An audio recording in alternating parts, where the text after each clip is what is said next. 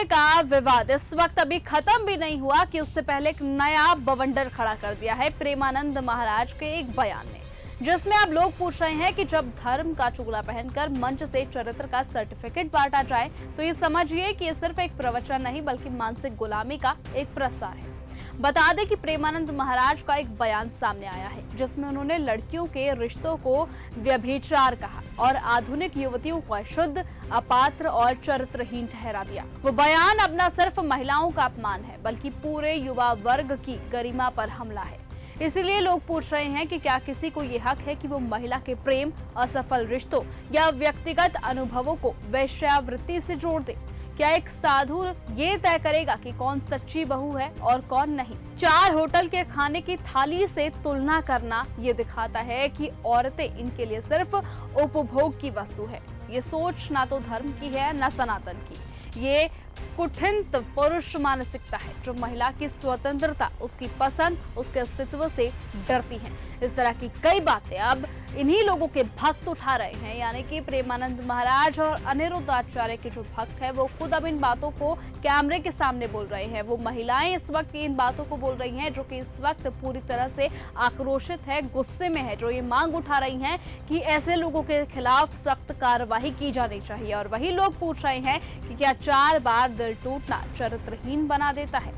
तो क्या हर वो लड़का जो रिलेशनशिप में है क्या वो व्यभिचारी कहलाएगा? इस तरह के सवाल अब वो लड़कियां पूछ रही हैं, वो महिलाएं पूछ रही हैं, वो भक्त पूछ रहे हैं जो इन लोगों से पूरी तरह से नाराज है। पहले आप वो बयान सुनिए जिसके बाद ये पूरा का पूरा बवाल खड़ा हुआ है। आजकल बच्चों और बच्चियों के चरित्र पवित्र नहीं है तो अच्छे कैसे आएंगे? हमारी माताओं बहनों के पहले रहन सहन देखो। बूढ़ी, हम अपने गांव की बता रहे हैं, बूढ़ी थी पर इतने से नीचे इतना, और आज बच्चे बच्चियां कैसी पोशाकें पहन रहे हैं, कैसे आचरण कर रहे हैं। एक लड़के से ब्रेकअप, दूसरे से व्यवहार, फिर दूसरे से ब्रेकअप, फिर तीसरे से व्यवहार, और व्यवहार व्यभिचार में परिवर्तित हो रहा है। कैसे शुद्ध होगा?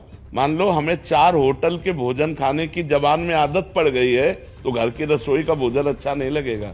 जब 4 पुरुष से मिलने की आदत पड़ गई है तो एक पति को स्वीकार करने की हिम्मत उसमें नहीं रह जाएगी। ऐसे ही जब 4 लड़कियों से व्यभिचार करता है तो वो अपनी पत्नी से संतुष्ट नहीं रहेगा, उसे 4 से व्यभिचार करना पड़ेगा। जी हाँ, ये वही बयान है प्रेमानंद महाराज जी का, जिसके बाद अब इस तरह की कई सवालों की जो लिस्ट है वो तैयार हो चुकी है और जनता पूछ रही है और कह रही है कि उन्हें किसी भी महाराज से अपने चरित्र का सर्टिफिकेट लेने की कोई जरूरत नहीं है, ना वो मांगती है ना उन्हें चाहिए। इसलिए अब वो कह रहे हैं कि जब आप कहते हैं कि 100 में से 2-4 लड़कियां ही पवित्र होती है तो असल में आप अपनी गंदी सोच की गिनती बता रहे हैं। महिलाएं कह रही हैं कि महिलाओं को जज करने से पहले खुद की भाषा, सोच और नजर का इलाज कीजिए। जनता कह रही है कि धर्म का मतलब ये नहीं कि स्त्रियों के सम्मान को कुचला जाए, और अगर आध्यात्मिकता यही है तो ये प्रवचन नहीं, जहरीली पितृसत्ता की पृष्टि है और समाज अब इसे बर्दाश्त नहीं करेगा। जी हाँ, इस तरह की मांग अब प्रेमानंद महाराज और खुद अनिरुद्ध आचार्य के खिलाफ खड़ी होती हुई नजर आ रही है। और महिलाएं और वकील और साथ ही साथ वो लड़कियां हैं, वो तमाम भक्त अब ये कह रहे हैं कि हम इनका पूरी तरह से बहिष्कार करते हैं। बता दें कि अब जनता कोर्ट तक जाने का रुख अपना चुकी है। इसलिए देखना होगा कि अब आने वाले समय में ऐसी कौन सी चीज निकलकर सामने आती है। क्या ये मामला नया तूल पकड़ता है? क्या इस मामले में कोई नई कार्यवाही की जाती है सरकार की ओर से?